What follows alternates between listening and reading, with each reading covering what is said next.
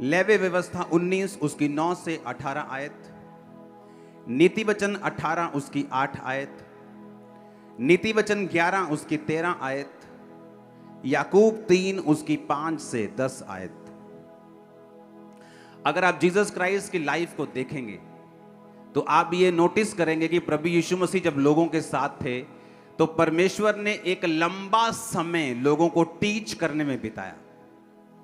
अगर आप पहाड़ी उपदेश परमेश्वर का देखेंगे तो बाइबल कहती परमेश्वर ने कहा था ये लोग 3 दिन से मेरे साथ हैं, और 3 दिन में परमेश्वर ने एक हीलिंग सर्विस की और 3 दिन परमेश्वर उनको वचन सिखाता गया। जिस कलीसिया में वचन की सिखावट थोड़ी है और हीलिंग ज्यादा है, वो कलीसिया कंप्लीट कभी नहीं हो सकती और उसके लोग मजबूत कभी नहीं हो सकते, और उस कलीसिया के विश्वासी कभी मैच्योर नहीं हो सकते जो वचन को कम अहमियत देते हैं। वो भी कलीसिया कंप्लीट नहीं है जो हीलिंग बिल्कुल नहीं करती, क्योंकि परमेश्वर ने कहा है जाओ प्रचार करो और उसके बाद लोगों को चंगा भी करो। इसीलिए जब आप वचन को सुनते हैं तो मोस्टली परमेश्वर आपको उत्तर जो है, आपकी प्रॉब्लम्स के उत्तर, आपके फाइनेंशियल प्रॉब्लम के उत्तर, आपके शारीरिक प्रॉब्लम के जो उत्तर हैं, वो आपको हमेशा वचन के बीच में से होकर देता है। कितनों को मेरी बात समझ आ रही? पीछे आवाज आ रही है सबको? पीछे हाथ हिलाओ सब, लास्ट वो पीछे। अब तो क्रूसेड जितने लोग हो गए हैं संडे, वो क्रूसेड वाली फीलिंग आती है। आमीन। तो लेवी व्यवस्था 19 उसकी 9 से 18, नीति वचन 18 उसकी 8 आयत, नीति वचन 11 उसकी 13 आयत, याकूब 3 उसकी 5 से 10 आयत। अपने हाथों को उठा के बोलो, जो कुछ आज मैं सुनूंगा मैं उसको मानूंगा और फलों को लेके आऊंगा प्रभु यीशु मसीह के सामर्थी नाम में। अब आपको यह बात समझ होनी चाहिए कि अगर परमेश्वर ने वचनों को सिखाने में इतना समय लगाया, लोगों के साथ परमेश्वर ने सिर्फ 34 दिन बिताए और चेलों के साथ 3.5 साल बिताए। अब चेलों को परमेश्वर ने रोज रोज चंगा थोड़ी किया। अगर किसी की बीमारी थी तो पहली मुलाकात में, दूसरी मुलाकात में वो ठीक हो गई होगी, पर 3.5 साल परमेश्वर ने उनको सिखाया, उनको वचन समझाया और उनको काबिल बनाया कि अगर तुम वचन को नहीं सीखोगे और समझोगे, तुम मसीहियत में कभी भी पक्के नहीं हो और तुम्हारी कभी भी शैतान कुर्सी को हिला सकता है। रोज की रोटी प्रोग्राम फिर से शुरू हो चुका है, क्रूसेड्स खत्म हो चुके हैं। तारीफ करो जोर से क्रूसेड्स सक्सेसफुल होने के लिए। अब रोज की रोटी प्रोग्राम, रोज आप बाइबल टीचिंग को लोगे और बाइबल में बढ़ोगे और टीचिंग को कंप्लीट करोगे। लेवी व्यवस्था 19 उसकी 9 से 18, ये तब की बात है जब इजरायली लोग मिस्र में से निकाल दिए गए थे, रास्ते में थे और परमेश्वर मूसा से बात करता था और उन्हें व्यवस्थाएं दे रहा था, हुक्म दे रहा था मानने के लिए कि मेरे लोग ये करेंगे ये करेंगे। कोई हुक्म अब तक नहीं दिया गया था, इसलिए परमेश्वर ने व्यवस्था उनको दी, हुक्म दिए कि तुम परिवार में कैसे चलोगे, समाज में कैसे चलोगे, लोगों में कैसे चलोगे, फाइनेंस में कैसे चलोगे, चोरी हो जाए तो क्या करोगे, कोई मार दे तो क्या करोगे। तो सारे नियम कानून जो था परमेश्वर उसे बना रहा था। तो बाइबल एक चीज कहती है, बाइबल कहती है कि कुछ पाप ऐसे हैं जिनका फल मौत है, कुछ पाप ऐसे हैं जिनका फल मौत नहीं है। पाप तो पाप ही है और वो आपकी लाइफ को घटाता ही है, लेकिन वचन कहता है कुछ पाप ऐसे हैं जिनका फल मृत्यु है, कुछ पाप ऐसे भी हैं जिनका फल मौत नहीं है। वो आपको स्वर्ग जाने से नहीं रोकते, लेकिन इस धरती की जो ब्लेसिंग्स हैं, जो परफेक्शन है, जो परमेश्वर आपको लाइफ देना चाहता है, वो उससे रोकते हैं आपको। उसमें लिखा, जब तुम अपने खेत, देश के खेत काटो, तब अपने खेत के कोने कोने तक पूरा ना काटना और काटे हुए खेत की गिरी हुई बालों को ना चुनना। इसकी हल्की डिले खत्म करो, ऊंचा करो, प्रेशर बढ़ाओ। परमेश्वर एक आम हुक्म दे रहा है। परमेश्वर कह रहा है कि जब तुम अपने देश के खेत काटने के लिए जाना ना, फसल काटना, तो नुकरे मत काट लेना, कुछ कुछ खेत छोड़ देना। किसके लिए? आगे लिखा हुआ है, इसकी गूंज कम करो, आवाज बढ़ाओ। अपने दाख की बारी का दाना दाना ना तोड़ लेना, अपनी दाख की बारी के झड़े हुए अंगूरों को ना बटोरना, उन्हें दीन और परदेसी लोगों के लिए छोड़ देना। मैं तुम्हारा परमेश्वर यहोवा हूं। परमेश्वर ने हुक्म दिया कि अगर तुम्हारे दाख की बारी, अंगूरों की बेलें हैं तुम्हारी, तो सारे अंगूर जब पक जाए तो तोड़ मत लेना, कुछ कुछ दाने छोड़ देना गरीब लोगों के लिए, परदेशियों के लिए, कि जब वो आए कटनी के दिनों में तो अब थोड़े थोड़े दाग जो लगी है उसको तोड़ें और अपने घर चले जाएं। ये एक ऐसा हुक्म था, अगर कोई ना माने तो उसे मौत की सजा नहीं थी। परमेश्वर ने कहा था जो कोई माता और पिता को श्राप दे उसे मार देना, जो कोई जादू और टोना करने वाली के पास जाए उसे मार देना, जो कि ईश्वर निंदा करे उसे मार देना, जो कोई मूर्तियों को पूजे उसे, ऐसा लिखा था पुराने नियम में। पर ये ऐसे हुक्म है जहां परमेश्वर ने ये नहीं कहा कि अगर कोई खेत पूरी तरह से ना काटे तो उसे मार देना। ये ऐसे हुक्म थे जिन्हें तोड़ना पाप तो था ही, लेकिन ऐसा पाप नहीं था कि वो पाप मृत्यु का कारण बने। तो मैं आपको आज सिखाऊंगा कि जो पाप मैंने आपको सिखा रहा हूं, जैसे पौलुस ने कहा कि अगर तुम पर स्त्री गमन हो, अगर तुम व्यभिचारी हो, मूर्ति पूजक हो, तो तुम परमेश्वर के राज्य में प्रवेश कर ही नहीं सकते। ये है पाप जो मृत्यु पैदा करते हैं। और ये हुक्म जो परमेश्वर ने दिए कि परमेश्वर ने कहा भाई साहब तुम्हारे खेत हैं 10 एकड़ हैं तो उनकी नुकरे छोड़ देना, ताकि जो दीनहीन परदेसी लोग हैं वहां पे आए और नुकरे को इकट्ठा कर लें, अपने घर का राशन पानी थोड़ा सा उनका इकट्ठा हो जाए, उनका पेट पल जाए। अब देखो ये हुक्म कोई बहुत बड़े हुक्म नहीं थे, लेकिन थे।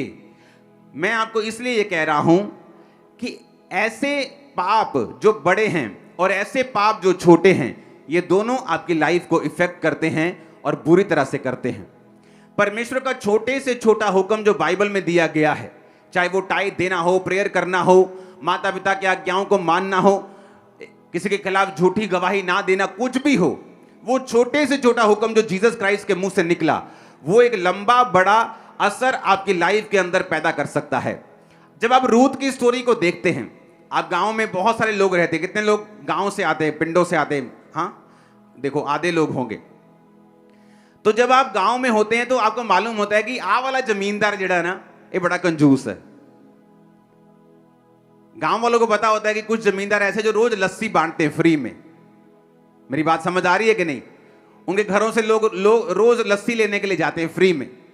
कुछ जमींदार होते हैं जो बड़े टाइट होते हैं, जो बड़े कंजूस होते हैं। तो लोगों को मालूम होता है कि मेरे जो गांव का जमींदार है वो कैसा है, लैंडलॉर्ड कैसा है।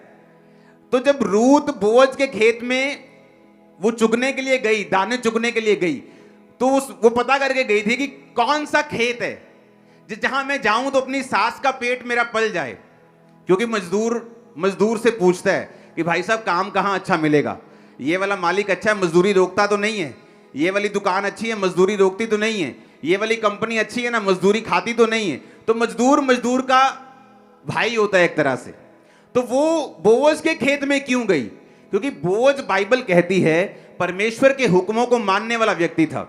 उसे मालूम था कि जब वो खेत काटेगा तो खेत की नुक्करें नहीं काटेगा। तो मजदूरों को यह बात मालूम थी कि बोअज नाम का बंदा है, वो खेत छोड़ देता है, आसपास नुक्करें छोड़ देता है, बड़ा वहां पे दाना मिलेगा। और परमेश्वर ने यह भी कहा था कि जब तुम फसल इकट्ठी करते हो ना, जो गिर जाए तुम्हारे इकट्ठी करते करते जमीन पे, उसे चुगना मत, वो भी दीनहीन और परदेशियों के लिए छोड़ देना। तो सब मजदूरों को मालूम था कि इस खेत में अन्न बड़ा मिलेगा। तो रूथ इसी पूछाहट में, क्योंकि वो जानती नहीं थी उस इलाके को, तो सडनली उसको सपना तो आया नहीं होगा ना, वो इस इलाके को जानते, तो लोगों से उसने पूछा होगा।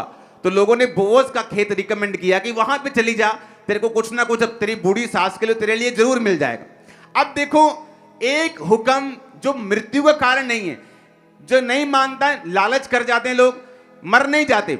लेकिन अगर बोअज ने सारे खेत को काट लिया होता, और उसकी आदत होती कि वो सारे खेत काट लेता है, कुछ छोड़ता नहीं है, मैं आपको दावा करता हूं रूथ जैसी एक अच्छी औरत, एक काबिल औरत, एक विश्वासी औरत उसकी लाइफ में कभी भी एंटर ना कर पाती। कितने मेरी बात को समझ रहे हैं? एक छोटा सा हुक्म, एक स्मॉल सा हुक्म, किस तरह से देखो उसकी लाइफ में पैसा था, वो बोअज अमीर था, लैंडलॉर्ड था, पैसे थी, बरकत थी, नौकर चाकर थे, सब कुछ था, लेकिन मैरिज नहीं थी। आपकी लाइफ में कुछ टेस्टिमनीज ऐसी होती हैं, वो तब तक नहीं बनती जब तक आप अपने आप को परफेक्ट नहीं करते। कुछ लोग बोलते हैं मैं मूर्ति पूजा तो नहीं कर रहा हूं जी, मैं व्यभिचार नहीं कर रहा हूं जी। अब ये बात नहीं है। कई बार परमेश्वर आपको आपकी लाइफ की बड़ी टेस्टिमनी देने से पहले वो चाहता है आप छोटे छोटे गुनाह भी जो करते हैं उसको ना करें, परफेक्ट लाइफ रखें, ताकि परमेश्वर आपको वो लाइफ दे सके जो आपको देने के लिए, जिसके लिए आपको बुलाया गया है, जिसके लिए परमेश्वर ने आपको अपने पास बुलाया है। लेकिन अब परमेश्वर अब्राहम को बच्चा देना चाहता था, लेकिन अब्राहम परफेक्ट नहीं था, इसलिए परमेश्वर 99 साल का जब वो था, परमेश्वर आते हैं उसके दर्शन में, बोलते हैं अब्राहम मेरी उपस्थिति में चलता जा और सिद्ध होता जा। अब्राहम बोलता था परमेश्वर 24 साल हो गए तेरा पीछा करते, अभी भी मुझे सिद्ध होना है क्या? अब तो बातें कम कर, बच्चा दे मुझे। लेकिन परमेश्वर जानते थे कि जो मैं तुझे देना चाहता हूं, कई बार आपकी लाइफ में 5 टेस्टिमनीज बन चुकी हैं, बड़ी 6 टेस्टिमनीज बन चुकी हैं, लेकिन अभी भी एक ऐसी गवाही बाकी है जिस पर आपकी लाइफ डिपेंड करती है। कितने मेरी बात को समझ रहे हैं? मेरी लाइफ में ऐसा था, बहुत सी गवाहियां थी, लेकिन अभी भी कुछ टेस्टिमनीज ऐसी थी जिन पर मेरा पूरा जीवन निर्भर करता था। तो क्या करूं?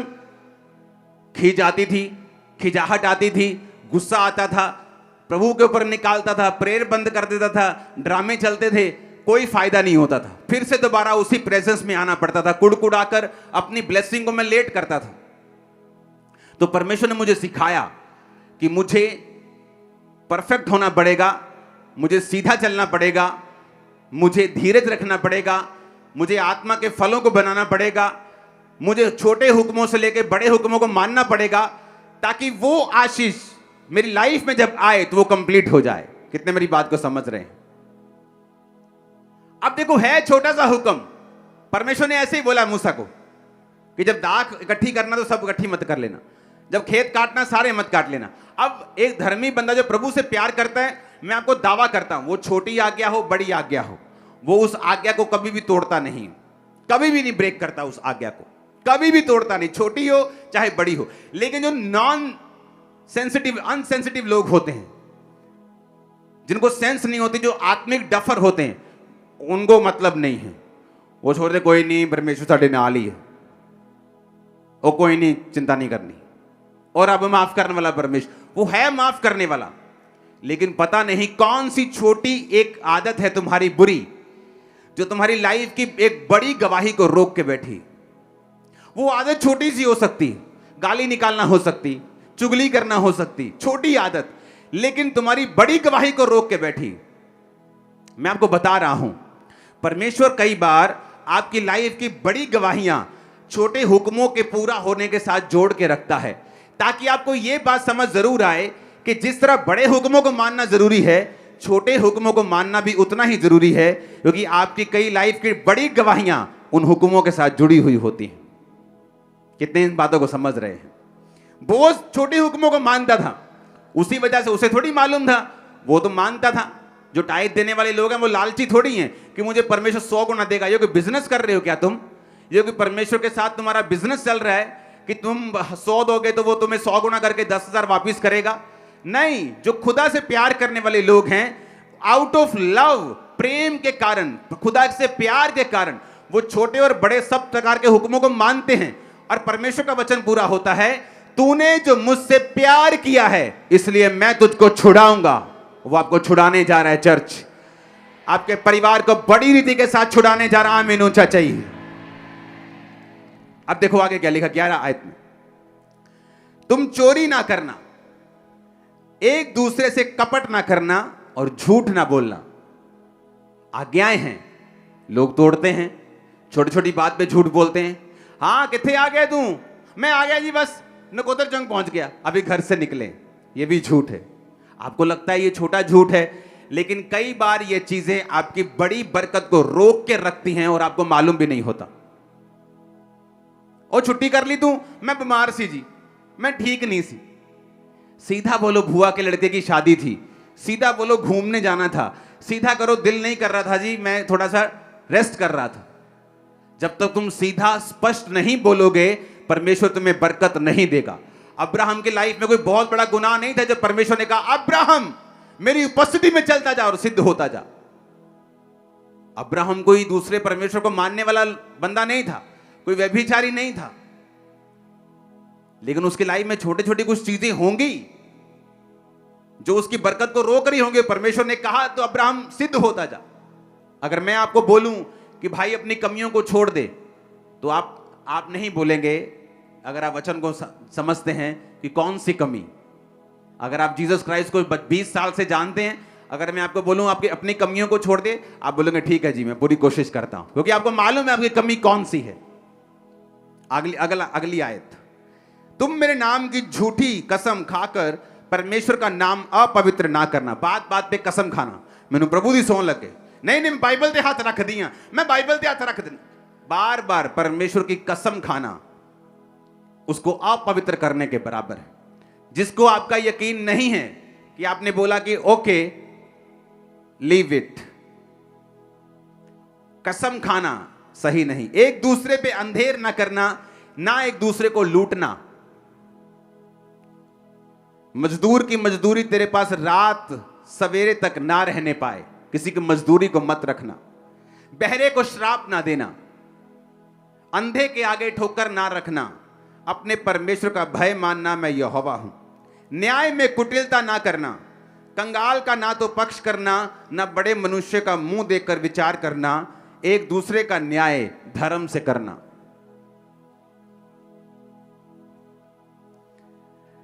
लुतरा बन के अपने लोगों में ना फिरना। एक दूसरे का लहू बहाने की युक्तियां ना बांधना। हालेलुया। लुतरा बोलो, लुतरा बन के। आपको मालूम है इसका मतलब क्या है लुतरा बन के? क्यों परमेश्वर ने कहा लुतरा बन के एक अपने लोगों में ना फिरना? नीति वचन 11 उसकी 13 आयत भी यही कहती है, जो लतुराई करता फिरता वो भेद प्रकट करता है, परंतु विश्वास योग्य मनुष्य बात को छिपा रखता है। नीति वचन 18 उसकी 8 आयत भी यही कहती है, कानाफूसी करने वाले के वचन स्वादिष्ट भोजन के समान लगते हैं, वे पेट में पच जाते हैं। अगर हम इसको इब्रानी भाषा में देखें तो लतुरा का मतलब है राकील। इब्रानी भाषा का 7400वां शब्द, जिसका मतलब है स्कैंडल मॉन्गर। अगर हम इसे पढ़ेंगे बड़े ध्यान से, जो आज मैं आपको टीचिंग दे रहा हूं, ये हाई लेवल की बाइबल टीचिंग है जो आपको देना बहुत जरूरी है। जैसे आप यूनिवर्सिटीज में पाते हैं जो बाइबल टीचिंग स्पेशल टीचिंग होती है, वो मैं आपको आज दे रहा हूं। अब स्कैंडल मॉन्गरिंग, जिसका अगर हम गूगल पे इसको पढ़ेंगे तो लिखा है, उस फोटो को देखेंगे, scandal, definition of scandal mongering, जो पिक्चर आपके पास है अंदर। Spreading malicious gossip, type of gossiping. कहता कानाफूसी करने वाले, गॉसिप करने वाले, अपनी गली के बाहर बैठकर, हो भैन जी ਤੁਹਾਨੂੰ पता लगा ਉਹਦੀ ਕੁੜੀ फलाने मुंडे ਨਾਲ फसी हुई, भैन जी पता लगा ਤੁਹਾਨੂੰ, आप मुंडा नशे करदा। अगर तुम विश्वासी हो तुम गॉसिप नहीं करोगे। अगर तुम्हें कुछ पता चल जाए तुम उसके लिए प्रेयर करोगे। सुनो, आज बड़े ध्यान से वचन को समझना, क्योंकि ये छोटी आज्ञाएं ऐसी हैं, अगर आप इन्हें नहीं मानेंगे हो सकता है आपकी बड़ी गवाही रुक जाए और कोई कुछ नहीं कर सकता। इसमें लिखा ए मैलिशियस गॉसिप। मैलिशियस गॉसिप का, मैलिशियस नाम का जो मैलिशियस वर्ड का मतलब हम समझेंगे, इसका मतलब है दुर्भावनाशील, कि किसी व्यक्ति की गॉसिप करना दुर्भावना के साथ। जब तुम्हारा बेटा नशा करता है, क्या तुम उसकी गॉसिप करती हो अपने मोहल्ले में कि बहन जी आओ तानू गल दसा, मेरा मुंडा नशा करके आया राती? आप बताते हो? बोलो, बताते हो कि नहीं? नहीं बताते। क्यों? क्योंकि वो आपका बेटा है। आपकी बेटी जब कोई गलत काम करती है, आप उसकी पूरे मोहल्ले में खबर फैलाते हो और फेसबुक पे डाल देते हो? ऐसा करते हो ना? नहीं करते। लेकिन तुम दूसरों के लिए करते हो, क्योंकि दूसरों के लिए तुम्हारे अंदर दुर्भावना है। जीसस क्राइस्ट ने कहा कि राखील का मतलब लतुराई, लतुरे का मतलब है राखील। राखील का मतलब है एक स्कैंडल मॉन्गरर, जिसका मतलब है ऐसा व्यक्ति जो मैलिशियस गॉसिप करता है, जो गॉसिप करता है, जो गप्पे मारता है दुर्भावना के साथ, जिसके अंदर दुर्भावना है।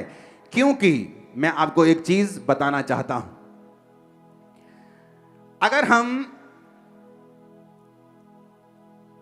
अगर आपके पास वो पिक्चर्स रेडी हो गई हैं हिंदी में तो दिखाओ, नहीं तो मैं पढ़ता हूं उसको। ये है मतलब नीति वचन 11 उसकी 13 आयत का ये सार मैंने लिखा है, आप उसे देखो। जहां परमेश्वर ने कहा जो लतुराई करता फिरता वो भेद प्रकट करता, परंतु विश्वास योग्य मनुष्य बात को छिपा रखता है। ओके, इसको पढ़ेंगे सिर्फ। धर्म ग्रंथ का ये अंश हमें सिखाता है कि गप की आदत या प्रवृत्ति का मार्ग शास्त्रों में वर्जित है, कि गप्पे लगानी, गॉसिप करनी दुर्भावना के साथ किसी व्यक्ति की बाइबल में वर्जित है और ऐसा नहीं होना चाहिए। विशेष रूप से भाइयों और परिवार के सदस्यों के बीच। कौन से भाई? क्रिश्चियंस की बात कर रहा है परमेश्वर, ब्रेदरन की बात कर रहा है, भाइयों की बात कर रहा है, विश्वासियों की बात कर रहे हैं। हाँ, और परिवार के सदस्यों के बीच इसे प्रोत्साहित नहीं किया जाना चाहिए, ना शामिल किया जाना चाहिए। कहानी केवल झूठ या अर्ध सत्य तक ही सीमित नहीं है, इसमें वे चीजें भी शामिल हैं जो वास्तव में सच हैं, जो किसी व्यक्ति के बारे में अपमानजनक भी हैं। आज के परिच्छेद में प्रभु किसी व्यक्ति की असफलताओं के बारे में बुरी खबर लाने या दूसरों की गलतियों और पापों के बारे में गपशप करने की आदत पर रोक लगाते हैं। जैसे जैसे एक ईसाई आत्मा में परिपक्व होता है, उसके बाद सुनो, मैं अपनी इसे आयत से पढ़ता हूं, सेकंड को लिखा, जैसे जैसे एक ईसाई, एक मसीही आत्मा में परिपक्व होता है, वो दूसरे व्यक्ति की अचीवमेंट्स को और अच्छी चीजों को सुनना चाहता है। सिलेंडर करना, गॉसिप करना, बदनामी करना, गपशप करना, चरित्र हनन करना, ये शैतानी विशेषताओं की अभिव्यक्तियां या प्रमाण हैं। एक ऐसा व्यक्ति जो चर्च में है और उसका काम सिर्फ एक दूसरे की कमियों को एक दूसरे पे जाहिर करना है, वचन कहता है कि ये शैतानी विशेषताओं का प्रमाण है। ये उस व्यक्ति की लाइफ में डेविल की उपस्थिति का एक प्रमाण है, एक प्रूफ है कि इस व्यक्ति में परमेश्वर का आत्मा नहीं, शैतान का आत्मा है। कितने मेरी बात को समझ रहे हैं? परमेश्वर ने कहा जब एक व्यक्ति आत्मा में परिपक्व होता है तो वो ये नहीं चाहता, वो सुनना नहीं चाहता कि कौन व्यक्ति कौन सी गप्पे लगाने की कोशिश कर रहा है या उस व्यक्ति की लाइफ में क्या हो रहा है। अगर उसे कोई बुरी न्यूज मिलती है, क्योंकि आप सब लोग जब मसीह में आते हैं, आप जीसस क्राइस्ट नहीं हैं, आप गलती करेंगे, लेकिन अब मैं आपकी गलती को इंटरनेट पे डाल दूं या मैं आपको समझाऊं और आपके लिए प्रेयर करूं, या मैं आपकी गलती को फिर अपनी टीम को इकट्ठा करके चुगलियां करूं आप लोगों की कि आप ऐसे हैं, उस व्यक्ति ने ऐसा किया, वो ऐसा। चुगलियां करने वाले लोग, बाइबल कहती है उनकी लाइफ में ये प्योर प्रमाण है कि शैतान उनकी लाइफ के अंदर है और काम कर रहा है। एक क्रिश्चियन परिपक्व व्यक्ति ये गॉसिप में कोई भी इंटरेस्ट नहीं रखता, बल्कि वो उन कमियों को जो उसने सुनी है उनके लिए प्रेयर करने में इंटरेस्ट रखता है। नीति वचन 11:13, जो लतुराई करता फिरता वो भेद प्रकट करता है। बाइबल कहती है वो भेद सत्य भी हो सकता है, पर वो दुर्भावना से शेयर किया गया है। एक एक शेयर है जो मैं आपके साथ कर रहा हूं कि यार उस बंदे के लिए प्रेयर करना, अच्छा सीरियस प्रेयर करना। मैं अपनी टीम को बोल सकता हूं वो थोड़ा गिर गया है, वो शराब में चला गया है, चलो जाओ उसके लिए प्रेयर करो। एक ये है, एक है चल भैन जी तेनू लगा पता वो फिर तो दारू पीने लग गया। एक ये है, एक है दुर्भावना के साथ किसी व्यक्ति को डाउन करने के लिए उसकी बातों को शेयर करना विश्वासियों के साथ, लोगों के साथ। और ये बाइबल कहती है शैतानी प्रमाण है तुम्हारी लाइफ में। एक है प्रेयर करने के लिए, अगर मुझे किसी की कमी नजर आती है तो मैं उस विषय के लिए प्रेयर करूंगा। कितने मेरी बातों को समझ रहे हैं? कहता है परंतु विश्वास योग्य मनुष्य बात को छिपा रखता है। जो विश्वास योग्य बंदा है, बंदी है, वो बात को छिपाने का मतलब उसके लिए प्रेयर करना, उसको लतुराई करते फिरना चर्च में नहीं, एक दूसरे की बदनामी करते फिरना नहीं। इसीलिए वचन कहता है याकूब 3 उसकी 5 से 10 में, जीभ भी छोटा सा अंग है, बड़ी बड़ी डींगे मारती है, थोड़ी सी आग से देखो कितने बड़े जंगल में आग लग जाती है। जीभ भी एक आग है, हमारे अंगों में अधर्म का एक लोक है, सारी देह पर कलंक लगाती है, जीवन गति में आग लगा देती है, नरक कुंड सी आग से जलती रहती है। हर प्रकार के वन, पशु, पक्षी, रेंगने वाले जंतु, जलचर मनुष्य जाति के वश में हो गए हैं, हो सकते हैं, पर जीव को मनुष्यों में से कोई वश में नहीं कर सकता। वे एक ऐसी बला है जो रुकती नहीं, प्राण नाशक विष से भरी हुई है। इसी से प्रभु और पिता की स्तुति करते हैं, इसी से मनुष्य को जो परमेश्वर के स्वरूप में उत्पन्न हुए हैं श्राप देते हैं।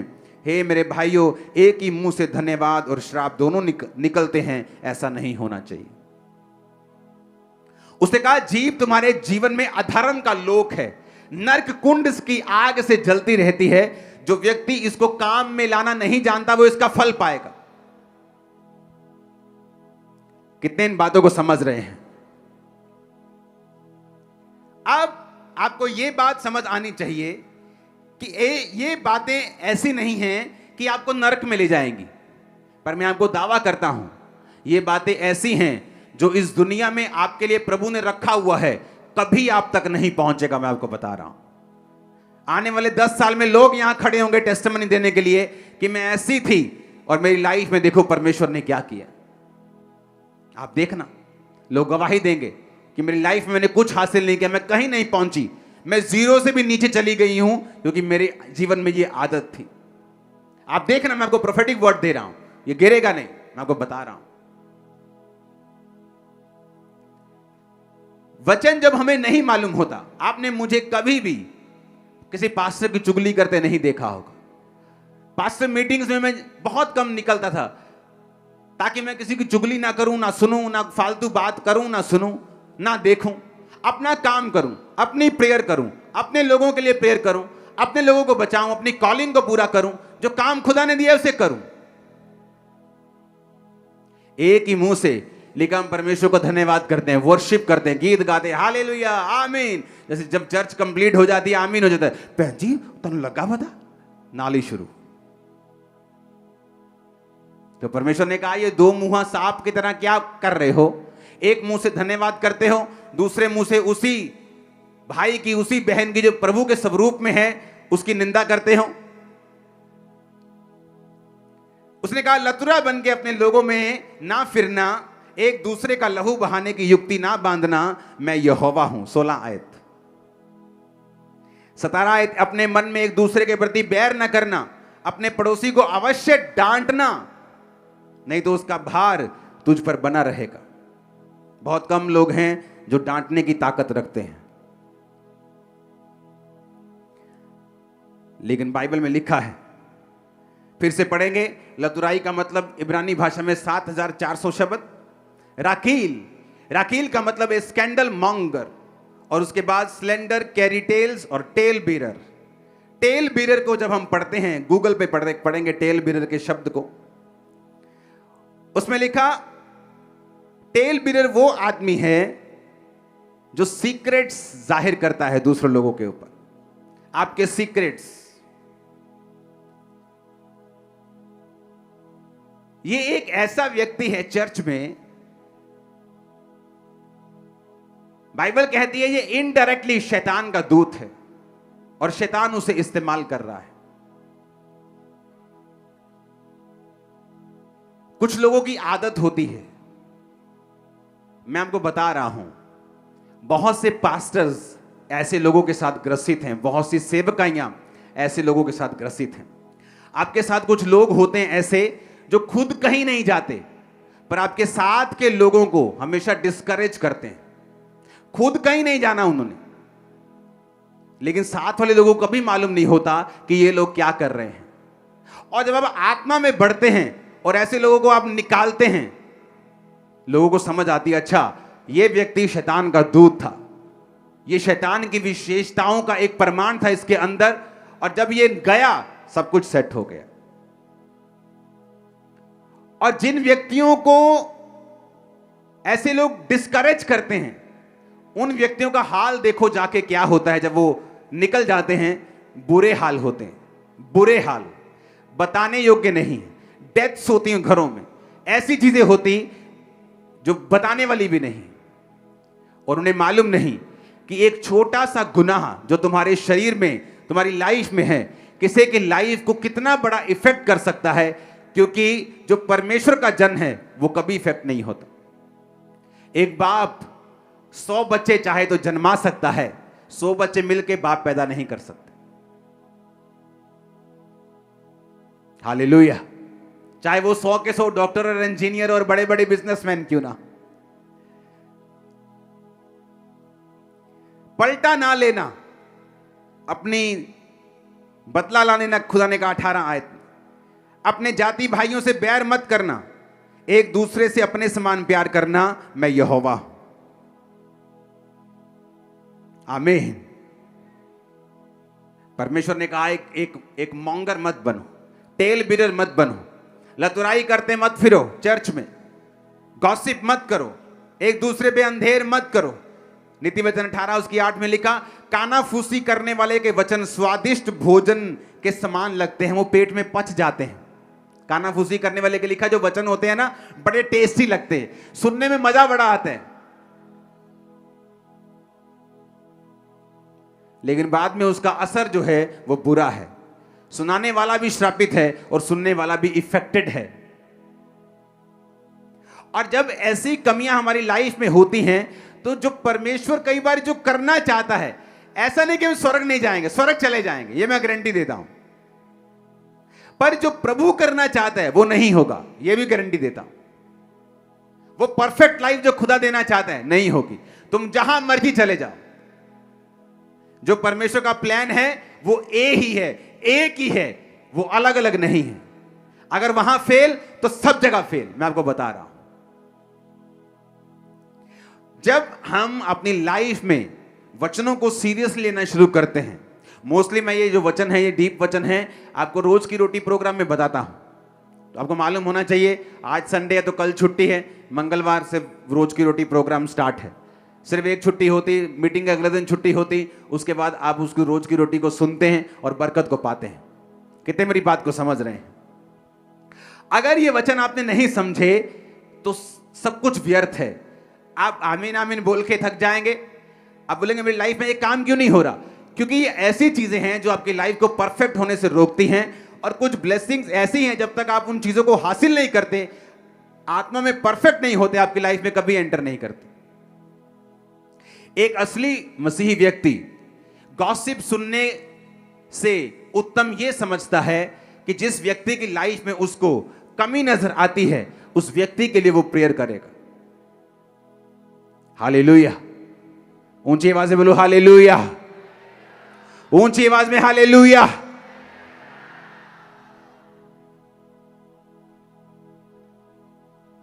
जब हम बढ़ते हैं तो बाइबल कहती तुम दाग की तरह हो, तुम टहनियां हो। एक दाग जब बढ़ती है ना, जब एक बूटा बढ़ता है, कोई भी हो, जब वो ज्यादा बढ़ जाता है तो आउट ऑफ शेप हो जाता है, पता है कि नहीं? जब वो आउट ऑफ शेप हो जाता है तो फिर माली उसे थोड़ा थोड़ा काटता है। वो काट के छोटा तो नहीं हो जाता पहले जितना, थोड़ा सा छोटा हो जाता है, लेकिन पूरी तरह से शेप में आ जाता है। फिर वो और बढ़ता है, फिर माली उसको फिर काटता है और शेप में लेके आता है। बाइबल क्या कहती है? उसने कहा अपने पड़ोसी को अवश्य डांटना। पड़ोसी कौन? आपका नेबर नहीं, जो आपके मकान में रहता है, आपके मकान के साथ, वो उसकी बात नहीं कर रहा। पड़ोसी का मतलब जो आपके सबसे करीब है, जिसको आप जानते हैं।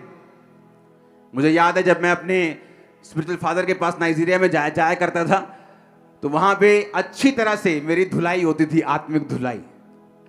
तो सारी कमियां वहां निकल जाया करती थी।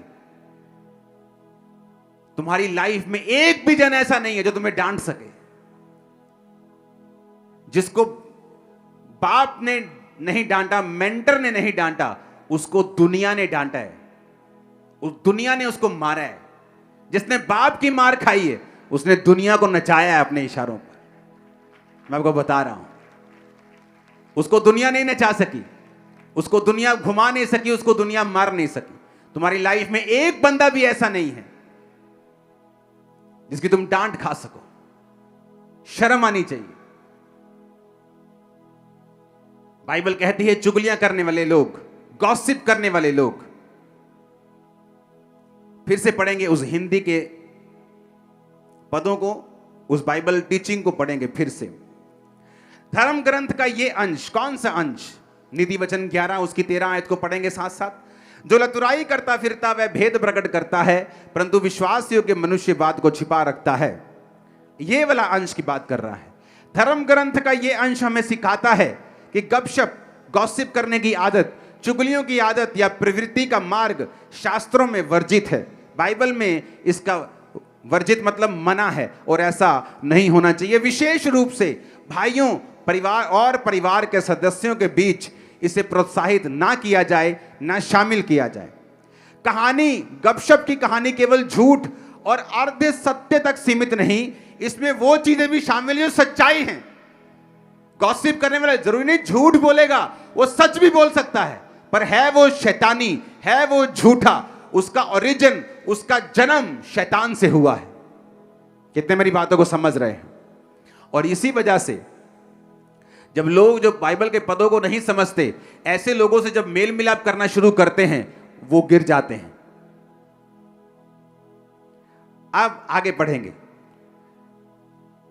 आज के परिच्छेद में प्रभु किसी व्यक्ति की असफलताओं के बारे में बुरी खबर लाने या दूसरों की गलतियों और पापों के बारे में गपशप करने की आदत पर रोक लगाते हैं। किस चीज के बारे में? किसी की असफलता, कोई फेल हो गया, कहता उसकी बुरी खबर। तुम गॉस्पल प्रीचर हो।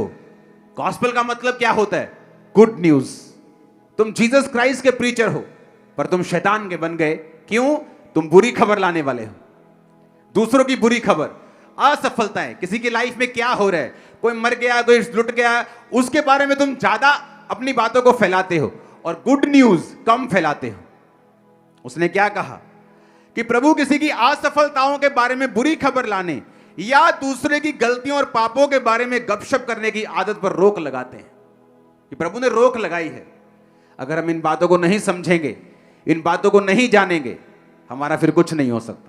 हम क्रिश्चियन भी रहेंगे, बरकतें भी कुछ कुछ मिलती रहेंगी, हीलिंग भी कई बार मिलती रहेगी, स्वर्ग भी मिस नहीं होगा, पर वो लाइफ मिस कर जाएंगे जो खुदा ने हमें देने के लिए बुलाया है, जो एक परफेक्ट लाइफ है, जिसमें ब्लेसिंग्स हैं, जिसमें ऊंचाई है, जिसमें परमेश्वर का मास्टर प्लान है, जिसके तहत परमेश्वर ने आपको बुलाया है।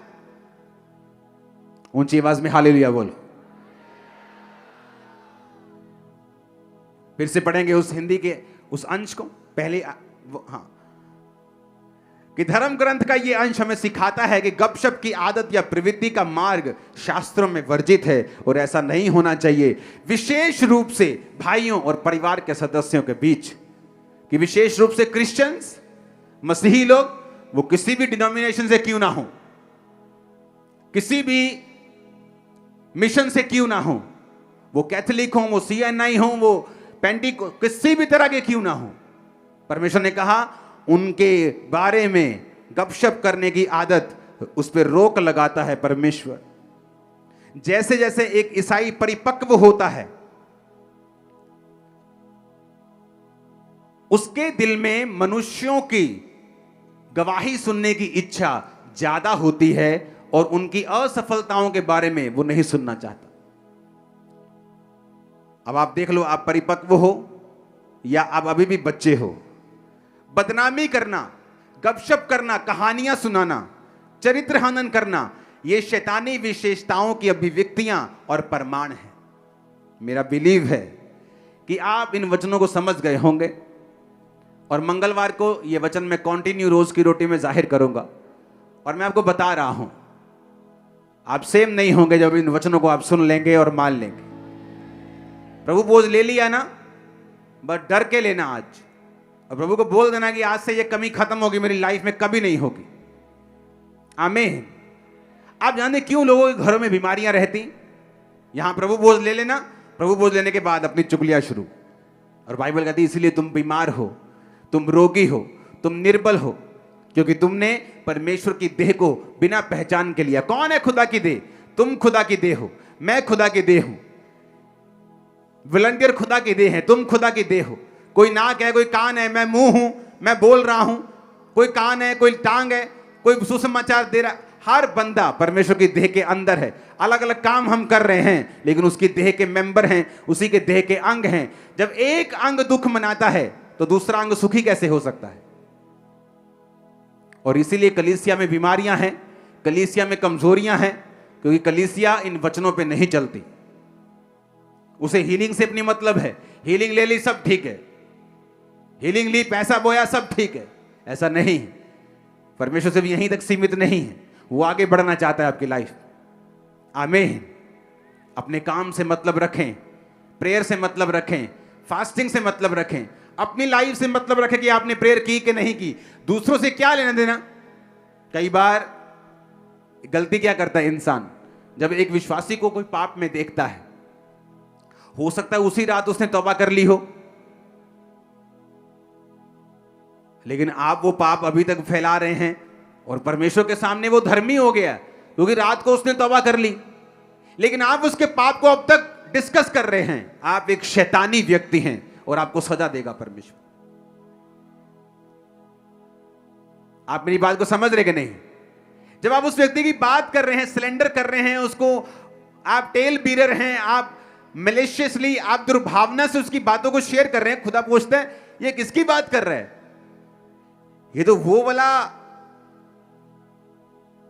बंदा नहीं जो रात को तौबा कर ली थी जिसने, ये तो माफी पा गया है, ये तो मेरा बच्चा है। तो ये कौन है जिसके बारे में ये बात कर रही है? क्योंकि बाइबल क्या कहती है? शैतान का नाम परमेश्वर पता क्या रखता है? दोष लगाने वाला। शैतान की आदत है, वो आपके विषय में प्रभु के सामने दोष लगाता है। ये देख तेरा बंदा ऐसा, इसको मार के देख तेरा नाम नहीं लेगा, अच्छा इसको बीमार करके देख तेरा नाम नहीं, दोष लगाता है। और जब एक विश्वासी को आप ये काम करता हुआ देखें, आप उसके पीछे नोट कर लेना मेरी बात को, कभी गलत नहीं होगी। उसके पीछे शैतान नहीं है, प्योर शैतान है, प्योर वाला। बोलते ना यार देसी घी नहीं मिलता जी, शुद्ध मिलता है देसी। तो समझ लेना कि शुद्ध शैतान इस बंदे के अंदर है। और मोस्टली ऐसे विश्वासियों के रूप में आपको मिलेंगे। अविश्वासी आपको ऐसा नहीं मिलेगा, लेकिन विश्वासी मिलेगा। क्योंकि जब शैतान आपको बाहर से नाश नहीं कर सकता, वो आपको ज्वाइन कर लेता है अंदर से। आपके कान खुल रहे हैं, मैं जानता हूं।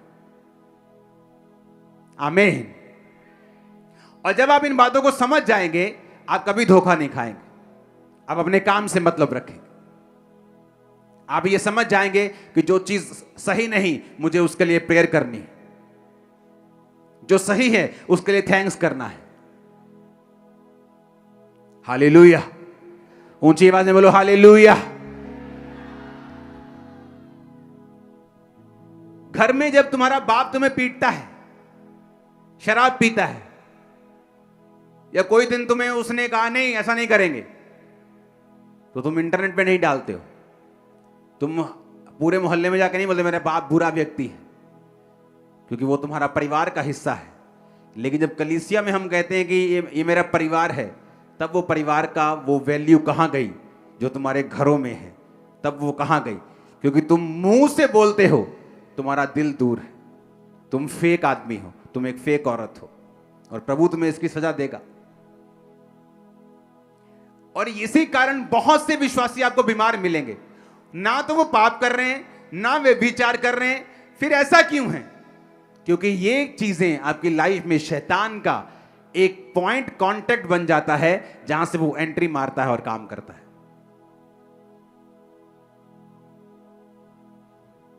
आज ऑपरेशन हो रहे हैं, हां,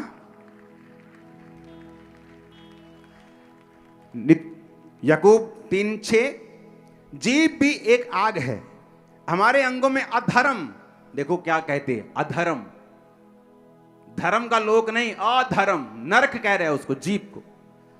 कहता है सारी देह पर कलंक लगाती है, शरीर पर कलंक लगा देती है, नरक कुंड की आग से जलती रहती है, जीवन गति में आग लगा देती है। मेरी बहनों बचो, क्योंकि इस बात में शैतान बहनों पे ज्यादा काम करता है। भाई भी बचें, क्योंकि वो किसी को स्त्री पुरुष को देखकर शैतान नहीं आता, लेकिन इस बात से बच के रहना है ताकि जब प्रभु आपको कुछ ऐसा देने के लिए आए, ऐसी गवाही जिस पर आपकी लाइफ डिपेंड करती है, वो आपको काबिल समझे, नाकाबिल ना समझे। मेरा बिलीव है कि आज से ये कमी यहीं खत्म हो गई। इस चर्च की मिट्टी में उस कमी को आज दफन करके वापस जाना और फ्री होके वापस जाना, हल्के होके वापस जाना।